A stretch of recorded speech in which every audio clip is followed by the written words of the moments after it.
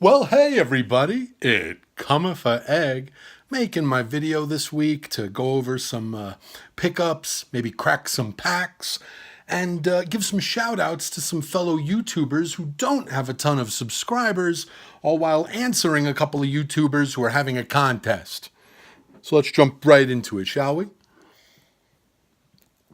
I want to say hello to my buddy Joe, any insomniacs out there watching. I want to thank you for tuning in. So let's get right to it.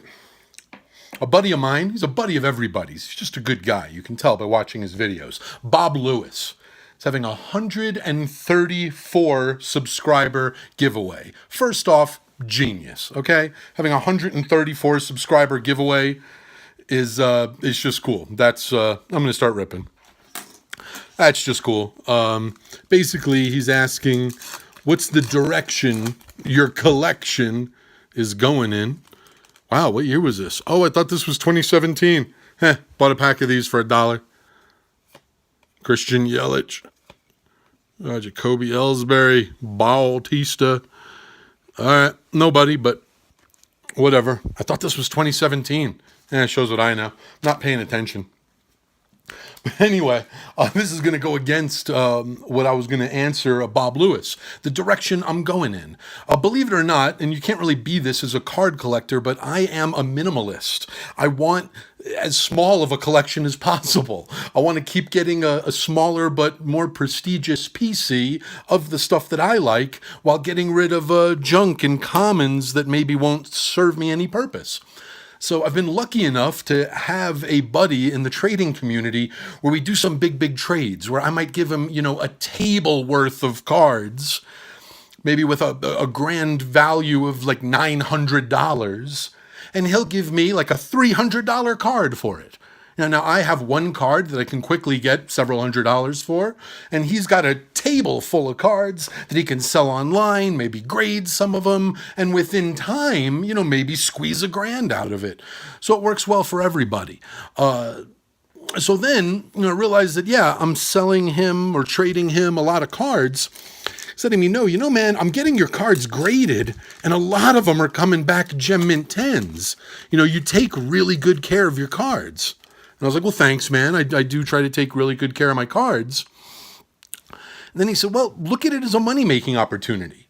You don't always have to throw money into this hobby. When you look at your credit card bills and your PayPal, it doesn't have to be hundreds and hundreds and hundreds a month into this hobby and nothing back out of it. I love this hobby, but I want to, keep my PC small and be able to pull money out when I need it. So, his kind of suggestion, and this is kind of what got me addicted to grading, take all the cards you have that are worth over $1 or $2, then that are not PC, you don't care about them, whatever, and put them out on a table. Then don't look at them as, oh, I've got $5 into this one, or I bought this real high and now it's not worth this or that. Forget all that. Forget what you have into them. Forget any sentimental value. Just look at, what is this card worth? Then you figure, is it worth the $8 to $10 gamble in this coming back a 9 or hopefully a 10? So you take a look at your cards, you see, okay, this month, instead of buying an $80 or $100 box, and let's face it, getting a stack of commons and a $10 card out of it, get 10 cards graded and see the investment that comes back and what you can sell that for. I don't think I'm any less of a collector because I like to get some money out of my things. And another thing that really ticks me off, and I know other collectors, I'm not even going to look at this pack I opened. I'm going to wait a minute, getting on a roll. I know a lot of collectors will have my back on this one. You look through your old cards, whether it's 1989 Jerome Waltons or, Allen Iverson when he was a rookie, or, whatever it might be. Hold up. All right. And how often can you look through your cards and be like, oh man, this used to be worth so much, and this card was this, I should have sold it. And after years and years and years of collecting, with a little bit of regret, looking through like, oh man, this card's $1 now. I remember when it was 30. Or this card used to be 100. Now lucky if I get 5 or 10 for it. And all these heartbreaking things, especially if you collect football cards. Okay, obviously, people, if you watch my channel, you know I like wrestling cards, I like MMA, I like baseball, but oh, you want to talk about a horrible investment. Anytime I get, just through a pull or a Raz or a contest, some hot RPA or some sick, hot young rookie in football, I break my neck trying to sell that card back as quickly as possible. Having a hot RPA or having a hot young first year guy in football, that's like having a ripe banana. It looks nice and pretty now, but next week or week after, and oh, forget it, 6 months from now, you can't pay people to take them. Look at all your RG3s and your, Johnny Footballs and your, year after year after year. I just can't believe it. So, again, those I try to sell as quickly as possible, man. Nothing loses its value faster than hot football cards, man. So anyway, I wanted to be on the winning end of some of those transactions. Man, I want to sell my Jerome Walton when it's $15. I want to, sell my RG3 autographs for $150. I want to be on the selling side. So it just takes a little intelligence and kind of getting your butt kicked in the baseball economy for a while, but you will soon be able to know when a guy has kind of hit his peak or hit his limit. And after years of doing this, I'm proud to say the only dude that's ever backfired on me was a 2011 Bowman Platinum Mike Trout rookie auto. Okay, that is the one card I've ever sold that's worth a considerable amount later after I had sold it. So I didn't wait long enough on Mike Trout, but when I tell you that every other single example available, I won. I sold the card for more than I could get for it. Sold a sick Conor McGregor autograph, PSA 10, the week of his fight with Money Mayweather. Sold my Ronda Rousey RPA the week of WrestleMania. So just wanted to be on the winning side of those things. So if you want to do it for money, you're not any less of a collector. You're just kind of a businessman or can do some simple math. You got to just know when to sell. And again, you can buy $100 box or you can get 10 cards graded. And like I said, turn some $2 and $3 cards into, real investment pieces. So when you have all your cards laying on the table, take a look, hey, you know what this thing sells for in a 10? Do you think it could?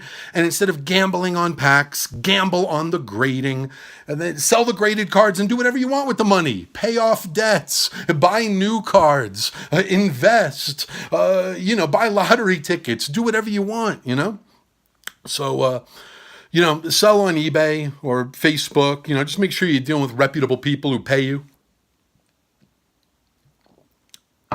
So that's all with that. So hold on. So that's Bob Lewis. Wow. 8.5 minutes in. I want to thank you guys. So Bob Lewis, I collect to try to collect less. When I open a pack, I look for rookies, Rockies, and Yankees. Yankees are my PC. Rockies are my PC. And rookies have potential. The rest, I don't care what I do with. I'm going to get rid of them every month at the show by putting together a big lot and trying to sell it or just trade it for one or two, better, more expensive cards than the big table through and just have less and less. I think almost every year I end up with less cards, more of them graded. I'd say when I sell a card, 70% of the time it's a graded card. They just sell so much better when they're graded. So if you ever want to get money out of it, that's it. Stephen Piscotti. Mario Abreu. Who this? All right. I'm all hyped up from the talk. Woo! So that was Bob Lewis for his genius 134 subscriber. But also, speaking of Bob Lewis, Purple GT22. I will admit, a YouTuber I hadn't heard of last week. Then I take a look, great channel, great guy, and like a ton of subscribers. So he's been doing this longer than me. but he's just looking for us to shout out, some new subscribers. So I kind of wanted to take that seriously, especially with the new subscriber thing or new content creator, whatever you want to call it. So I want to call out some channels that have under 500 subs who deserve more, maybe get them a little publicity on my tiny channel, and provide links in the description if I can remember to do that once this video is done. And speaking of someone who has more than 500 subscribers, what's up, Wesker Griff? I'm going to go ahead and do a 1-pack rip of the jumbos. But no matter what I get in there, we should probably have a discussion pretty soon about making a trade or something. So anyway, let's talk about that. So nice to meet you, Purple GT22. Let me give some shout outs. First group of people I'm going to shout out are people whose channels are so entertaining, I would watch them if I didn't collect cards. Now that's high praise. Think about it. Take a look at some channels out there and say, if I didn't collect, if I could give two craps about cards, would I still watch these people? So those are some of the best channels out there, I think. Folks like the Brajcast. What's up, Chris? G's Mikey. What's up, Mike? Parkside LI 88. Channels like that. Basically, I would watch them if I didn't collect. And that's huge. A lot of other channels, some of mine included, it's very baseball card heavy. But it's nice to stray a little bit. And ain't going to stray too far from the very first card that I pulled because Dellin Betances dances pantsless. Dellin Betances dances pantsless. All right, Phillips. Rizzo. What's up, Rizzo, you dirty Martin. Little Kenta Maeda rookie card mini. Allen and Ginter back. Excuse me. Knutson, Lee, and Ortiz. See how many more cards I have to get rid of now? Trying to keep my collection tight. Like a...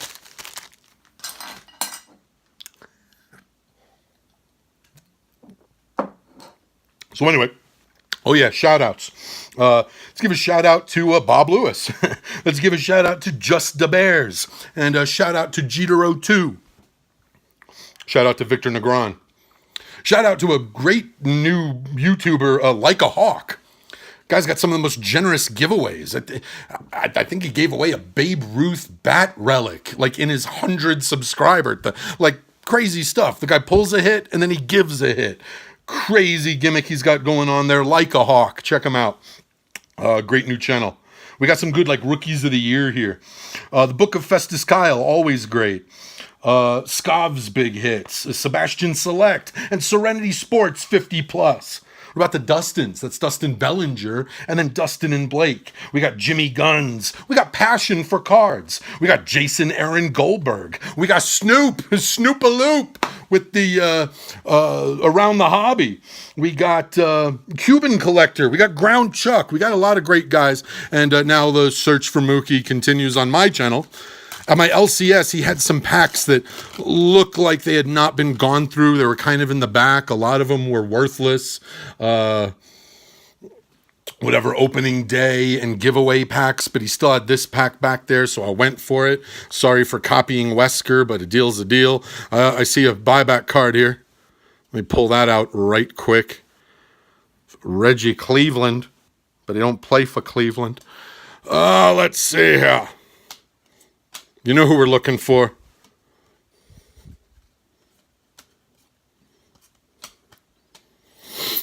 Pat Neshek. That ain't it. All right, I'm going to take a pause right here. It was also something else I wanted to get off my chest.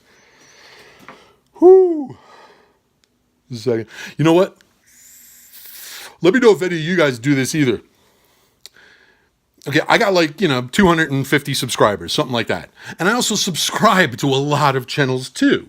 So I get a lot of videos pop up and I just put them into my watch later column, right? You guys do this? Watch later, watch later, watch later.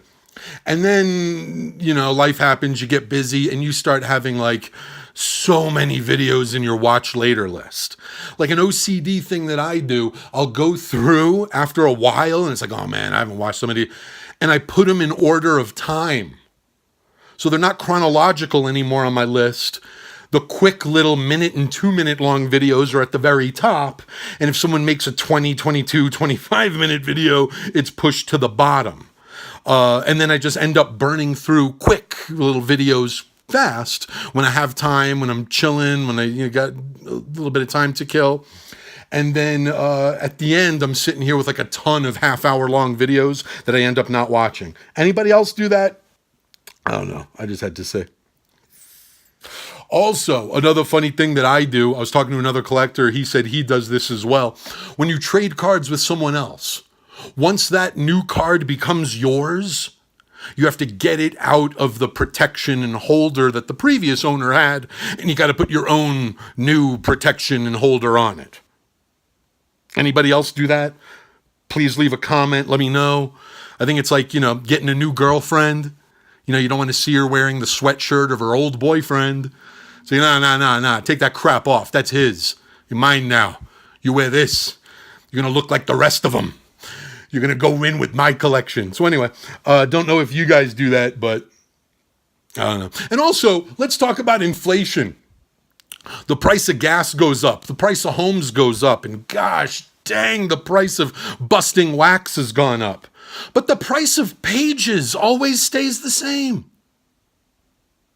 When I was an 8-year-old boy, pages were like $4 or $5 for $1. Then when I was in college, pages were like $4 or $5 for $1. And like 30 years later, pages are like $4 or $5 for $1. There's no investment potential in empty pages, guys. Don't buy them. Anyway, back to my 1-pack. Sometimes I just got to rant. Love that you guys let me do that. Bam, bam, bam. And who'd I get? My gold rookie, Rafael Montero. All right. Jose Bautista. It's Scott Kazmir. So, all right. I can't get a Mookie or a hot rookie parallel. Let's see how I do here. Molitor. Got a John Singleton. Jackie Bradley Jr., Jason Bartlett, Drew Pomerantz, Stroman, Tanaka. At least I've heard of those guys. Goldie Goldschmidt. And Nishak, Rizzo, Nora, Martinez. Oh, come on, guys. Come on. Come on. And nothing. All right. So this adds to these 7 packs that Wesker Griff has cracked, and the 1 fatty and 22 regulars that I cracked, and the box that I cracked. Still no Mookie. So anyway, I want to thank you guys for watching. Remember to be kind to each other. Remember not to invest in plastic 9-card sheets, because they're always the same price. We've reached the market on that. Check out Bob Lewis. Check out Purple GT22. Check out everybody that I named, plus the hundreds of other eligible, wonderful channels that I haven't named. Have a drink. Enjoy your weekend, and remember, as always,